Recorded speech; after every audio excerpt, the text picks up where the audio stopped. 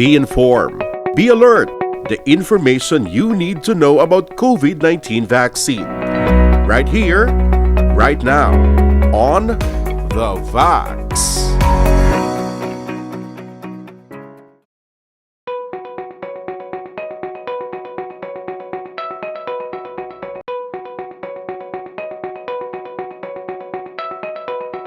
Common ina nga misconception nga kung bakunahan ka, hindi ka na magka-COVID, no? So, syempre, you have to look at it in a spectrum nga ginatawag, no?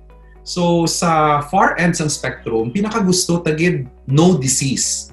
Hindi ka magmasakit. Then there's the mild disease, moderate disease, severe, and death.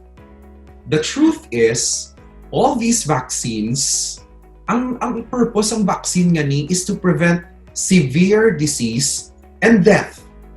So, imagine a world where we're all vaccinated and when you get a COVID, you will just a mild flu, you have to quarantine, but we have eliminated the severe form of COVID and death. So, habang gani ni Dr. Fauci, no?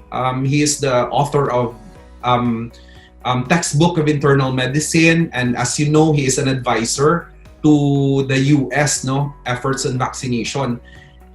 In the future, the world will look like that kung magka-COVID ka, magka-flu ka lang, but you will never die from it, no? Hopefully. So munang world na ginalantaw natin in the future, but we can achieve that if a sizable amount of population gets vaccinated.